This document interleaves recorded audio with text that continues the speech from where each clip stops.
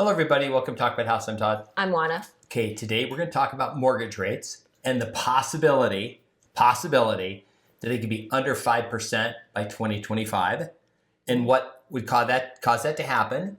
And there's 3 articles that came out recently and some data that came out that's pointing to rates dropping relatively quickly over the next, say, 15 to 18 months.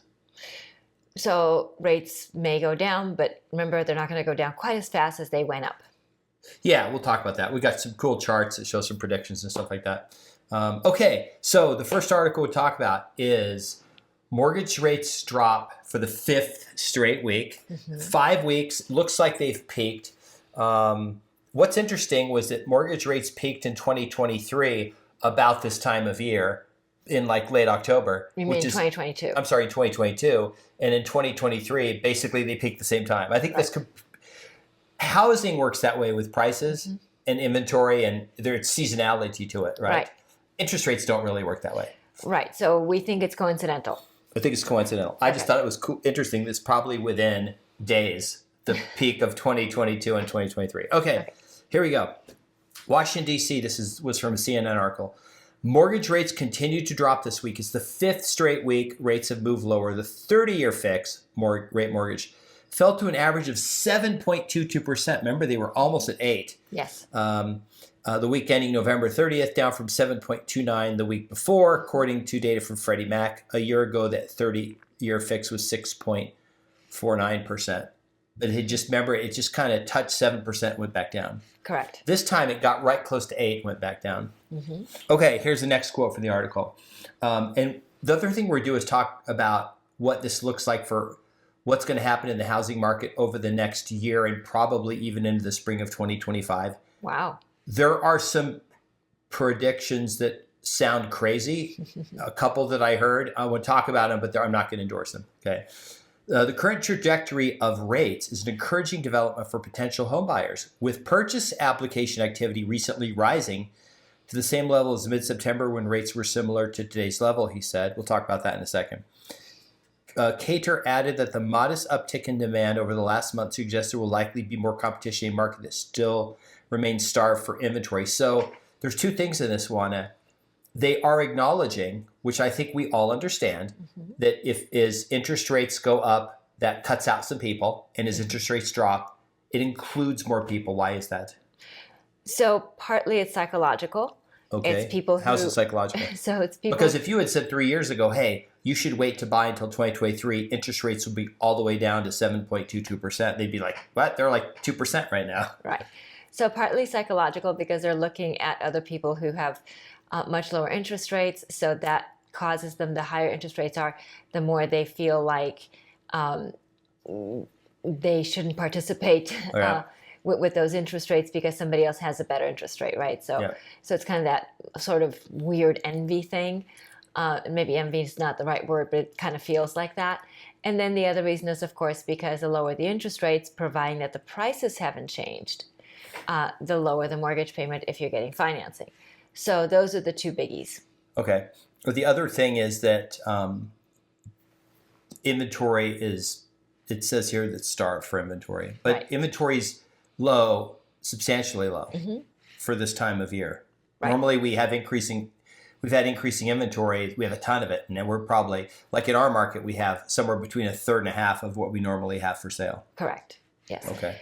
And this is what's causing this whole thing where we're still having multiple offers and we still don't have sufficient selection for buyers. Here is the next one. NAR economists, mortgage rates are on a downward slope.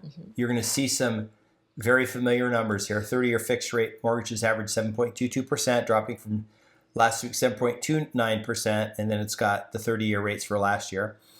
15-year fixed rate was 6.56%, also falling from last week's. And last year it was 5.76. We did a video, we had this chart we put up where only about 2% of all mortgages that are out there are over 7%. This is one of the reasons. Everyone does not get a 30% mortgage. Some people get 15-year mortgages. Some people have bought down the rate.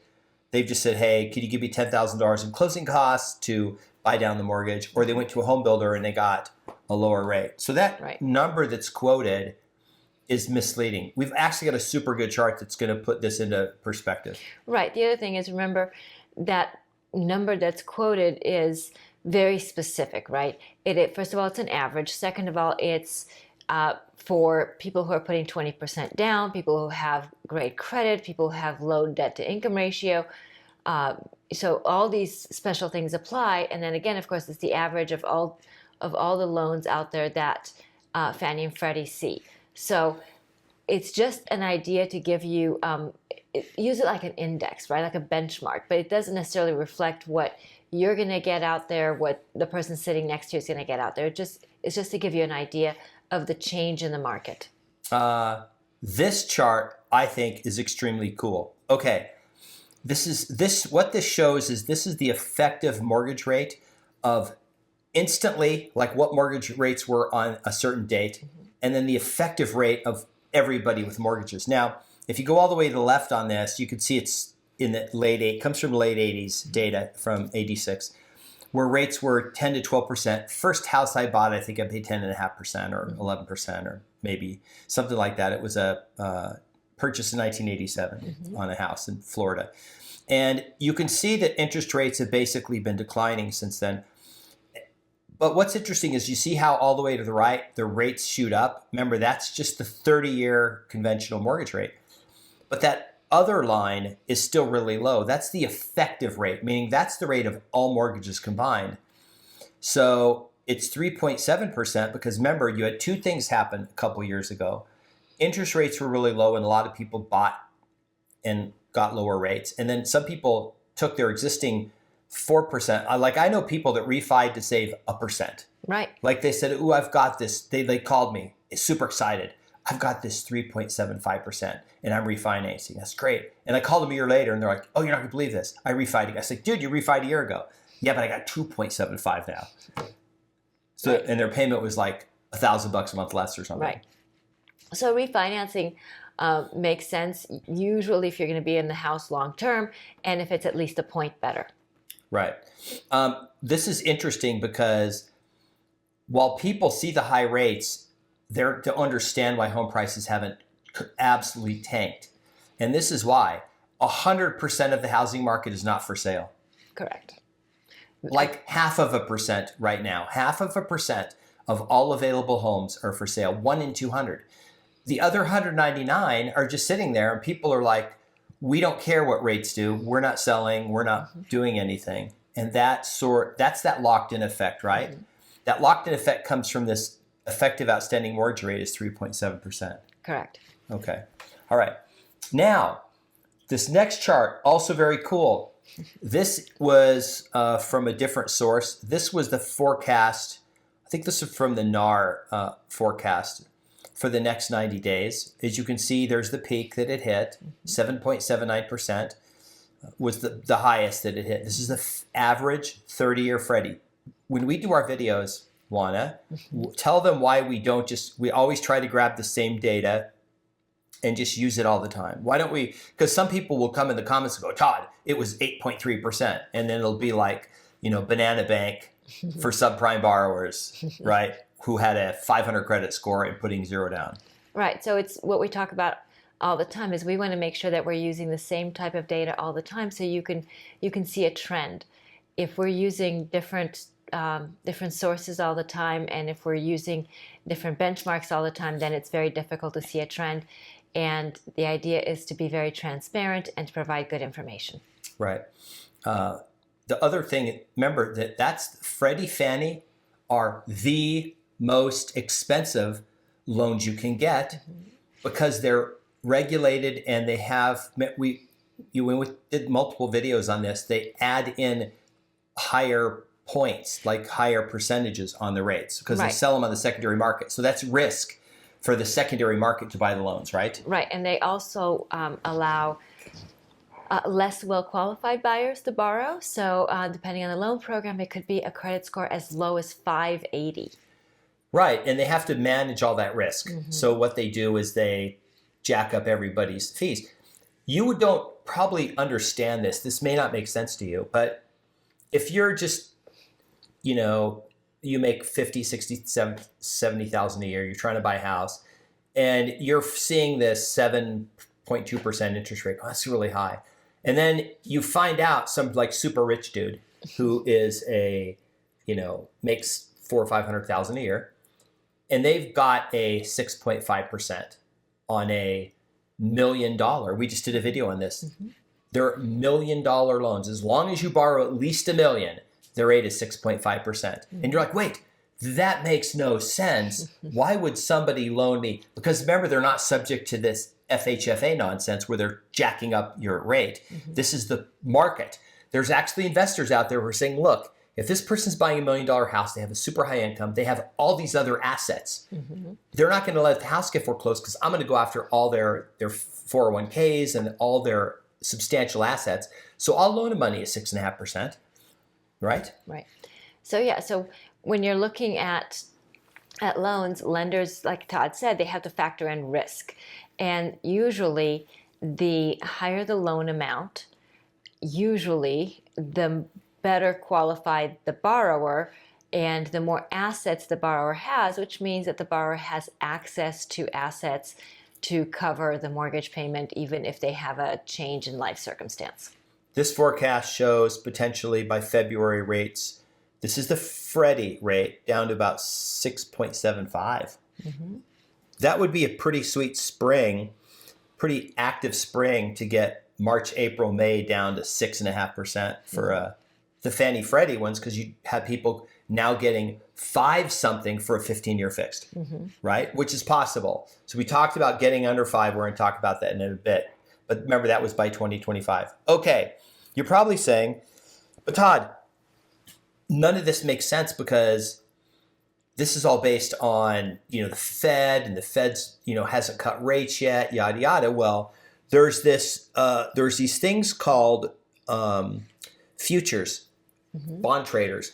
And what they do is they're trading bond futures based on what they believe rates will be in the future, right?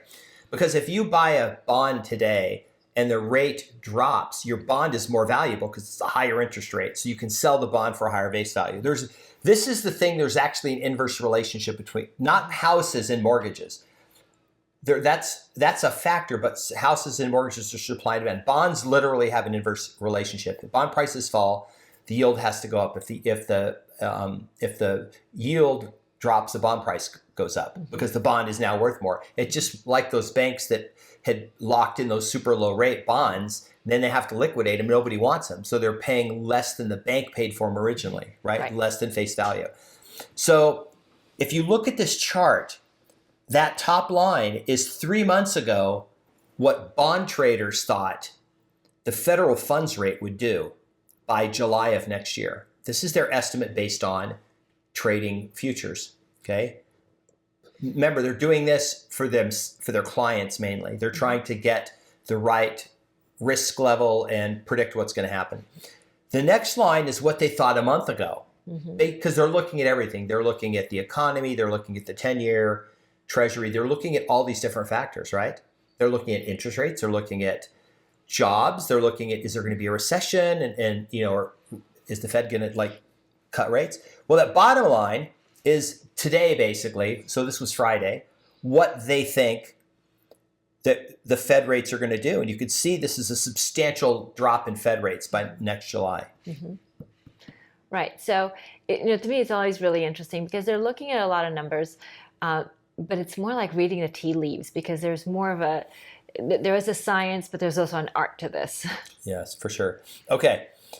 The next data we get comes from an article that came from ING and their estimates.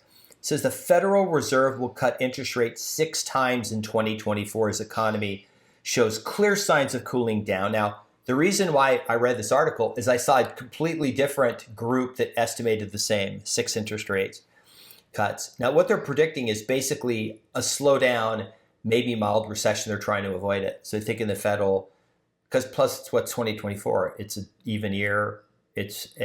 Something happens in 2024. Election. I don't know. I think that 6 cuts is a lot. Yeah. I think that's a lot. I mean, I could get behind 4 cuts. I might even kind of hem and haw at 5, but 6, it just seems a lot because that means that they're cutting rates every other month. Yeah. And that's a lot. That's a lot of, it's a lot of input. And I think I can't quite imagine that the Fed would do that, particularly after all the pain that everybody's been through regarding inflation. The Federal Open Market Committee doesn't meet every month, but they meet more months than they don't meet. Right. They meet quite a bit. They would basically have to cut rates 2 of every 3 times they show up for their meeting. Yeah, that just seems a bit much, but we'll see. Okay. The interest rates cuts would be in response to a slowing U.S. economy. We talked about that. ING says cuts will start in the second quarter and extend well into 2025. I would agree with that. The second quarter is the sort of sweet spot for the estimate of that's when there'll be potentially a recession. But remember, we have to have 2 full quarters of negative GDP growth to technically have a recession. But that doesn't mean, okay, so let's say we have a mild recession. That's the aggregate economy. Mm-hmm. That doesn't mean every single business, every single industry, every single city is in recession. Of course there could be, for example, airlines and travel. Mm-hmm. That industry, while the rest of the economy is growing at 3%, is growing at 12%. Mm-hmm. So even if the economy shrinks a bit, so airlines may only grow at 8 or 9% instead of 12, when the rest of the economy, and some other industries may do worse, maybe. Correct. Construction may do worse, or something else, right? Yeah, I don't see construction doing worse. I see construction doing well in 2024 just because we've talked about this a lot. There's just insufficient housing. Now, I'm not sure that all of construction is going to participate in that, but I certainly think that housing should do quite well in 2024 as far as construction because we just don't have enough inventory. Right.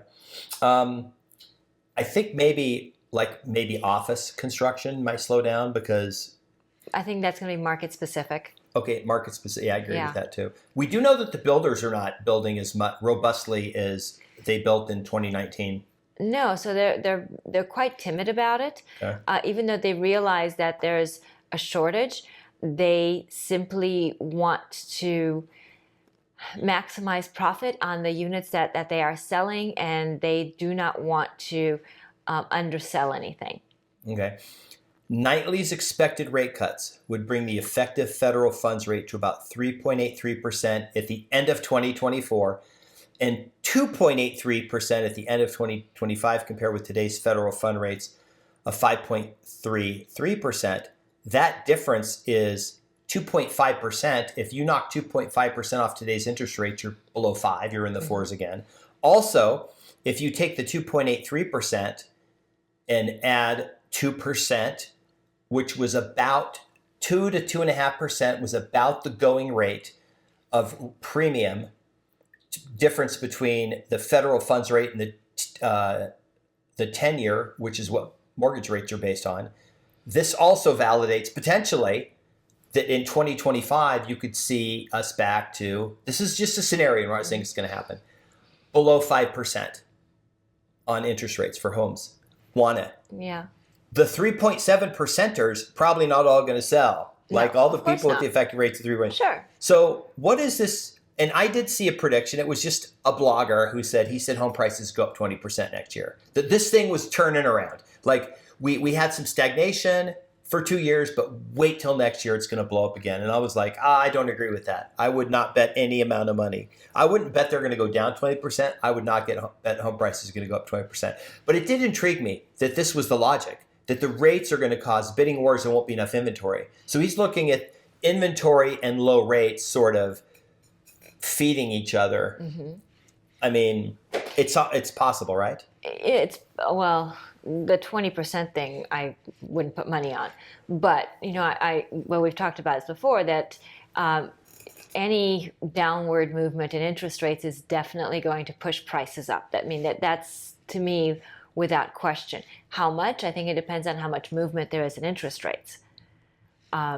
So, if interest rates go down significantly, then yes, prices will go up significantly because you'll have a lot more people wanting to participate who have been holding back. And I think, like you said, Juana, there's this psychological thing where people see They got used to the rates now at 7, and if they see a 5, they're going to run out and buy. They're going to be like, oh, this is cheap. Because I think they'll have the realization they're not going to get those 2-3% rates for a while, but they'll see the 5 and go, you know what, I can do it. It's just knocked $800 a month off that payment. I'm going to go do it. Right, and there are a lot of smart people out there saying the same thing. I mean, we've read articles from people like Barbara Corcoran and people like that who have the same opinion that as soon as interest rates start to move downward in a meaningful way, you'll see prices go up. And because you'll see more people wanting to participate, and they'll bid up the houses, and that's what's going to do it. The other thing that you'll hear people say is, but the recession will job losses, home prices will tank because of all the foreclosures. Well, we've shown this chart before. It's actually the last 5 of the last 7 recessions. We did have a technical recession 2022 where home prices went up. It's a very small recession. Home prices have gone up 5 of the last 7 recessions. The one, 2008, was the great financial crisis. We are not anywhere near that level of economic severity, not even close. Well, that was a black swan event, and the things that precipitated that do not exist now. Actually, the ones that are most closely rated now are 80 and 81, where interest rates fell. They were bouncing around quite a bit. But remember, home prices were going up because of inflation. And then every time the economy started to slow, they would drop rates and mortgage rates would drop. And then people would go buy. And then it would push up home prices. Then there would be inflation again. And then they would jack up the rates. And we got into this really ugly cycle. That's where Volcker raised rates one day. He just went 4%. Right. So to that point, okay. Powell and the rest of the Fed board are very well schooled in history from that perspective. And that's the reason why I don't think that they will drop rates that quickly or that often, because they simply do not want to play whack-a-mole with inflation. They want to just knock it out and not have to revisit it. We have no idea what interest rates are going to do. All we're doing is pointing out some estimates. And some things to consider. Things to consider and potential, what ifs. We're not saying you should run out and buy now because prices are going to be higher next year. And a lot of people are going to, the trade-off I think people make is if you knew for sure that house you wanted was going to be 30 grand more in a year, but you could get it next year at 1% less, would you buy it now and then refi it in a year? Or would you just wait the year and buy it with the originating loan and pay $30,000 more? That's the thing always. If people knew exactly what was going to happen and there was perfect information, there would be no guessing or any of this. People would just be able to stick all this in a calculator and say, you should buy now or you should wait a year. Life would be very boring if we knew everything between now and the end. And if we knew who was going to win the college football playoffs, which we'll know in a month. Okay. Yep. The important things in life. Important things. Alabama. Roll Tide. All right. Any more charts? No, that was it. Okay. Well done. All right. So if you stuck to the end, we appreciate it. Please give Todd a big thumbs up on the video for all the cool charts. Please remember to leave us your real estate related comments. We appreciate them. In this case, if you have any basketball comments, bring it on. Clearly, he wants to talk about it. It's football. I'm sorry, football. See what I know. If you want any football comments, then bring it on. Clearly, Todd wants to talk about it. Remember to like the video, subscribe, hit the notification bell, share the video, and we'll see you on the next video. Bye. Bye.